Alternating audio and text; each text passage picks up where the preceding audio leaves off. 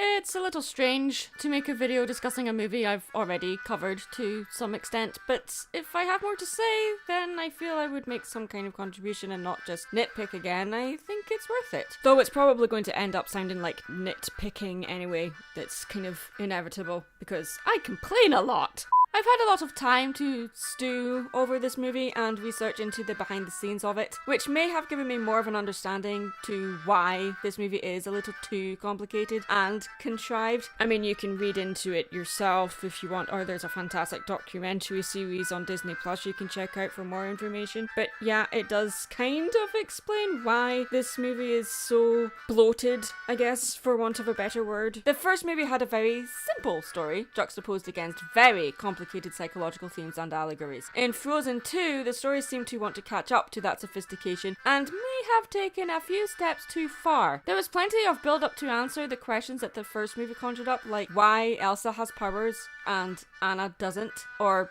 what really happened to their parents. I made a short video back in December with my initial thoughts on Frozen 2 after I saw it at the cinema with a friend, and since it's finally been released on Disney Plus, I wanted to expand my thoughts on it a little more. Also, you guys made it clear on Twitter you wanted me to. Don't say I'm not good to you, kiddies. Also, please follow me on Twitter, because getting validation from total strangers seems to be the in thing right now. I'm going to do things a little different and use clips from my initial video I made in December 2019 and expand on the points I made in that to avoid repeating myself, sort of like a springboard. So, the video will cut back and forth between the old video and this one. Hopefully it won't be too difficult to follow. Or they could just watch the old video because it's a lot shorter than this one. As I said before, it's pretty easy and, frankly, a lot of fun to take a movie franchise as popular as Frozen and tear it to shreds, because channeling our frustration as to how popular this franchise is needs to be done somehow, right? I mean, yeah, Disney is milking this popsicle stick for every litre of merchandising profit it can get, but guess what? That can be said of any franchise, because that's kind of the whole point. And to base your complaints on a franchise purely on that is kind of moot. I am of the opinion that the Frozen franchise not only deserves the praise and adoration it gets, but that it has also earned it. I don't hate Frozen. In fact, I can honestly say I love it. I loved the first movie enough to see it twice in cinemas. But just because you like a movie or love a franchise, you shouldn't be blind to its flaws. Okay, so Frozen's considered to be the best Disney animated feature film since the studio's Renaissance era. Arguably. Yeah, it's also the highest earning film with a female director in terms of US earnings anyway. Until surpassed by Warner Brother Pictures' Wonder Woman anyway. You know, you can quote box office numbers and records being broken all day and all night. That doesn't necessarily mean that a movie is flawless. And just because you're pointing them out doesn't mean that you don't like the movie.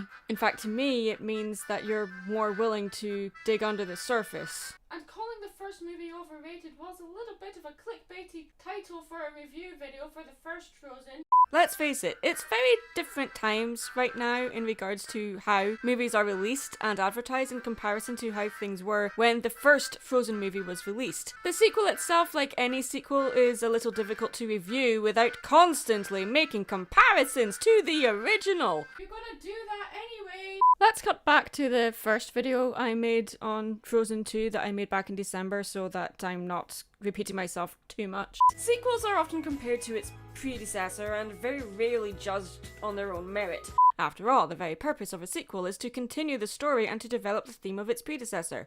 The story is about Queen Elsa and her sister Princess Anna.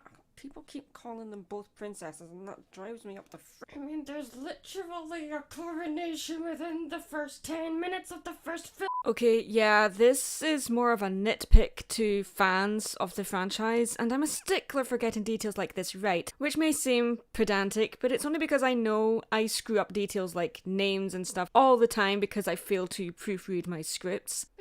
Good to be accountable to your mistakes, even though you know you're going to make them again and again and again. But yeah, referring to Elsa as a princess instead of queen begs the question. Did people actually understand the coronation scene fully in the first movie? I mean, why did they think that Anna leapt out of bed and the first thing she said was, "It's coronation day!" What did they think that was all about? Yeah, I know, I'm nitpicking again. So, in typical Disney fashion, we get a flashback showing the two sisters as kids before Elsa accidentally hurts Anna with her powers. Their dad, King Agnar, tells them a story about a magical forest where this tribe of people live using the magic out of respect of nature, and tells the two sisters how the tribe and Arendelle's soldiers became friends. But then something went wrong and the magic of the forest turned against them, trapping the tribe behind a magical... force field. I'm gonna call it force field. The problem is that Frozen 2 does feel a little contrived. But guess what? That's an inevitability when the original was written as a standalone film loosely based on The Snow Queen. And to my knowledge, it was never intended to be more than one movie until after the financial success of the first movie, which no one could have predicted. Her mother, Queen Iduna, sings them a haunting lullaby, which kind of reminds me of the song that Queen Eleanor sung to Merida in Brave. Yeah, as I said earlier, the plot feels very unfocused and needlessly drama heavy. It doesn't have the same fun and whimsical mystery that the first movie had, and though it does have characters at war with themselves, I just didn't get the same psychological connection. Yeah, psychologically speaking, the Frozen franchise has a lot to dig into. I could refer to Elsa's magic as a literal representation or allegory to social anxiety, and how her parents encouraged her to conceal that and not to feel it. To just pretend and put on a show. I think we can all relate to that in some shape or form. Not me though, because I'm the perfect example of a sound mind. In Olaf, for instance, he represents the connection the two sisters have, but I feel he is also the literal voice box to how Elsa wants to feel or is truly feeling, trying to make sense of the world from the eyes of an infant who has no fears of asking questions to do with existentialism. Do you ever worry about the notion that nothing is permanent? We're calling this controlling what you can when things feel out of control. Oh, my theory about advancing technologies as both our savior and our doom? How do you guys cope with the ever-increasing complexity of thought that comes with maturity? Brilliant! Olaf's uncertainty of existence helps to let the audience know that something's not quite right here. Voicing his uncertainties is maybe a way for Elsa to express her own uncertainties through him, especially since she's hearing voices now. Or, I'm sorry, a voice, not voices. Is that any better? It's an uncertain or unsettled feeling. True, his song does sort of stop the movie dead and is possibly not needed without the existence of In Summer, with his carefree, naive love for everyone and everything. Olaf is learning that the world is not always consistent and that some things do need to change. It's that nervous feeling of knowing things aren't quite right but unable to explain it, but you just wash it off as, you know, it'll make sense when you're a little older and wiser, instead of actually seeking out the answers. But I guess that's what Elsa is actually doing in this movie. Making a movie isn't like writing a book. Okay, yeah, books have deadlines and pressures, etc., and book writing is usually done by a handful of creators, or sometimes just the one author who bounces ideas off of others. Making a movie takes hundreds of people, hundreds of voices, opinions, and disagreements. But I think it also helps to flex creative people's resilience and willingness to allow their stories and ideas to evolve and grow, and drastically change. Just like how it takes a village to raise a child, I believe the same can be said for a movie. The problem with Frozen 2 is that it may be a little overcomplicated. At least for its target audience, anyway. The movie implies it's going to explain how Elsa got her powers, and though the movie does do that, I feel that the story of this secret tribe and enchanted forest was a little more complicated than it really needed to be. But I think this is because they wanted this sequel to grow with its audience. 6 years of maturity can make all the difference. Maybe the movie should have shown Elsa as a baby, and if she had her powers then, or gained them as she grew older. Yes, excuse me, past me. You might want to, re-watch the first Frozen movie, because King Agnar did tell the trolls that Elsa was born with the powers, not cursed. Born with the powers or cursed?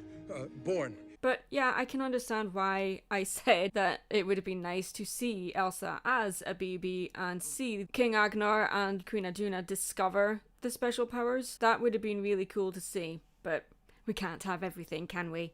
I'm beside myself. Or show how her parents met the trolls, and show the trolls trying to help the king and queen by telling them about the four elements then, and showing them making the choice to hide the enchanted forest from Elsa and Anna in the first place. Because after all, the trolls did serve merely as expositional dialogue in the first movie, so why not do the same here? Hello, welcome to Expositional Dialogue School. Let me see what I can see. I see no future. And you fail.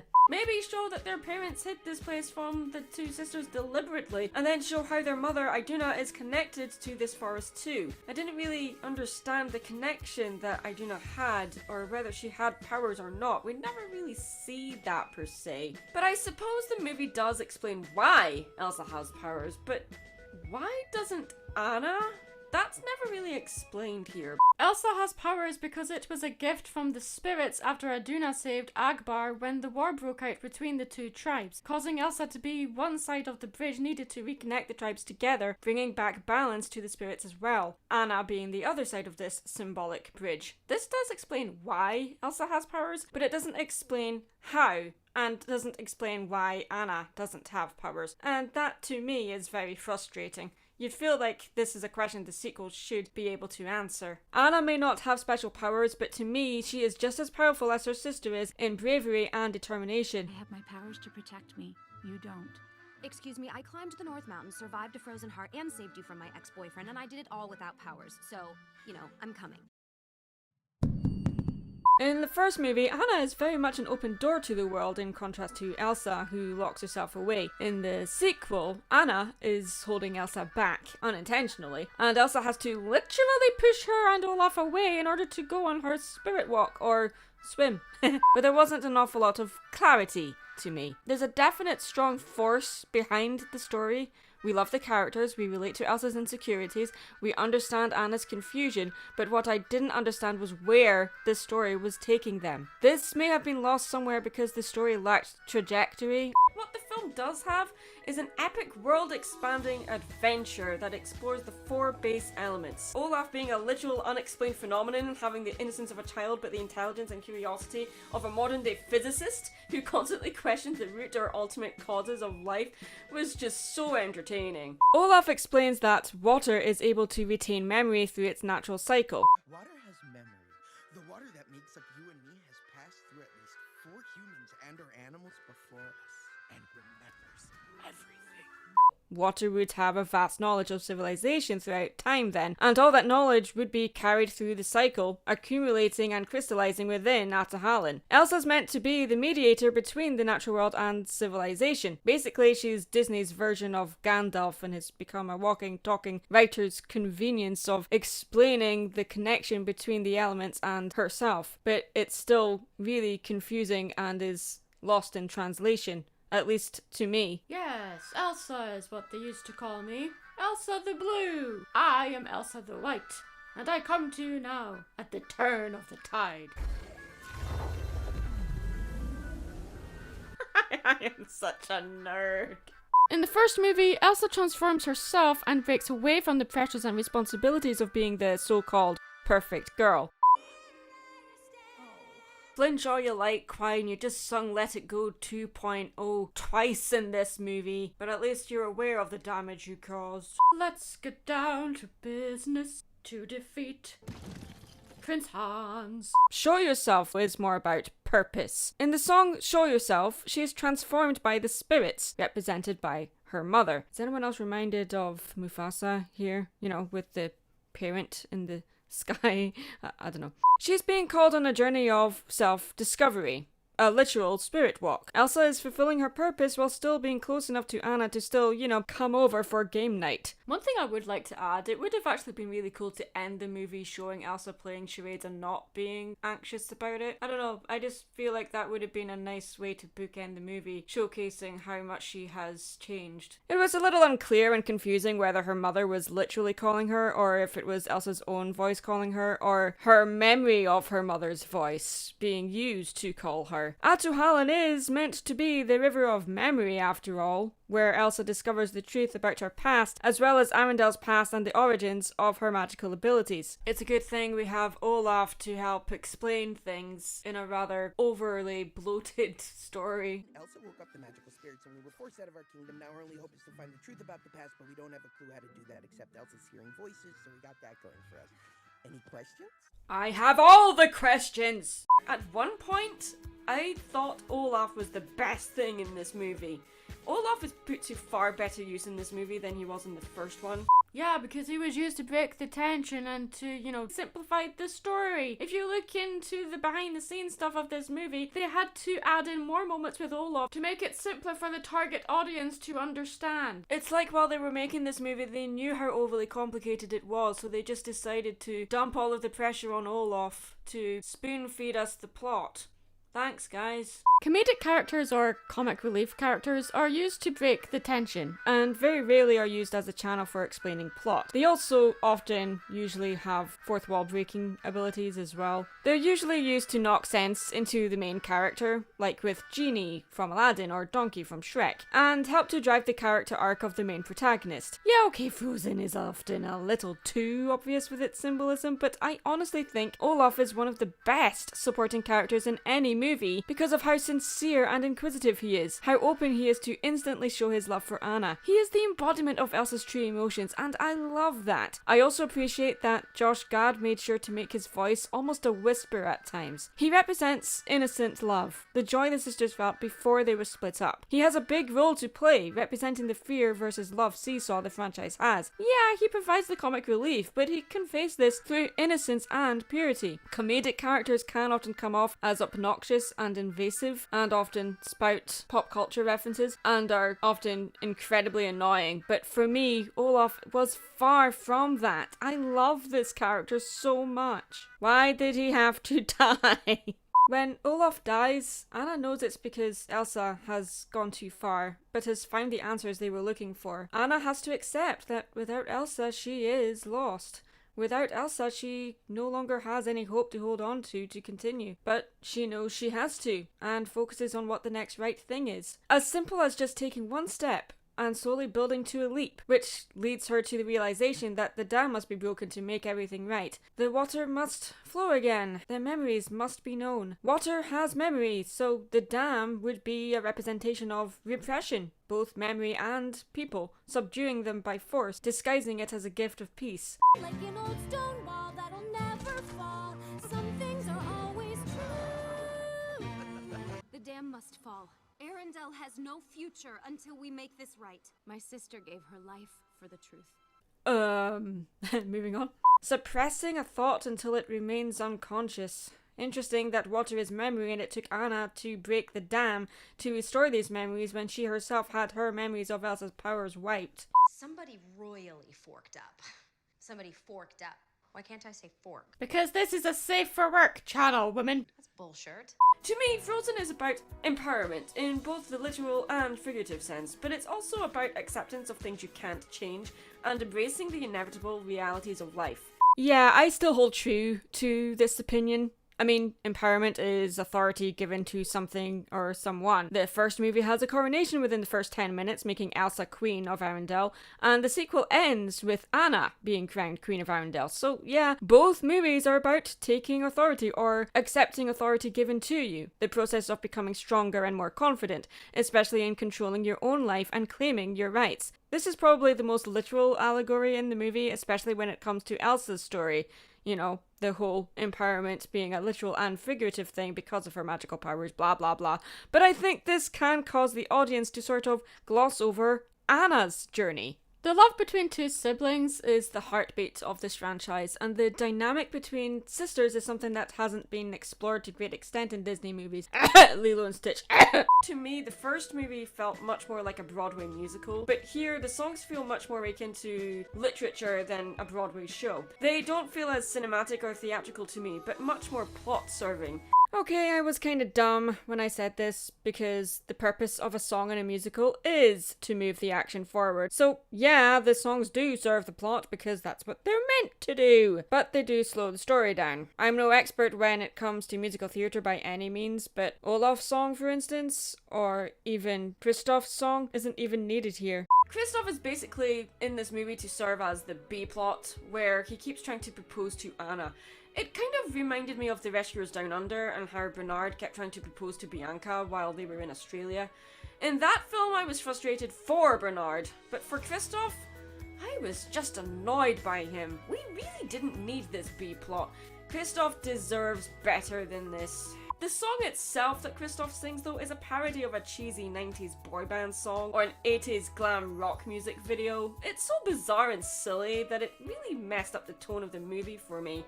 But on saying that, even if it doesn't quite fit into this movie, it's still a really fun song and a hilarious scene at that. I loved it for its cheese, but hated it because it didn't serve the plot at all. It just didn't belong here. It's great that Kristoff has a song and a ballad, no less. Reindeers are better than people does count, but come on, he needed a bigger song. This song stands out from the rest of the songs in this movie to me in all the right ways. It's an awesome 80s ballad. It's silly, cheesy and schmaltzy, and that is Kristoff in a nutshell, I guess, but I just don't think it fits here. In the first movie, Kristoff is all gruff and solitary. It just feels a little shoehorned in and maybe, dare I say, a little out of character for him. But I guess they had to do it because, oh gosh, it's Jonathan Groff and he didn't get a song in the first movie. Oh well, we always have King George and Hamilton.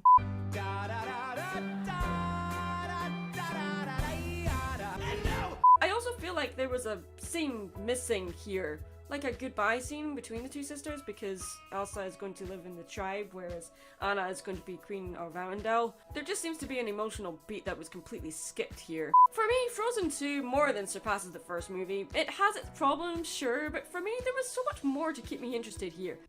Yeah, possibly a little too much. Did you guys think Frozen 2 was contrived? Let me know in the comments below, guys. I hope I didn't peeve too many people off with my thoughts and opinions on this movie. Oh wait, no I don't because I don't care.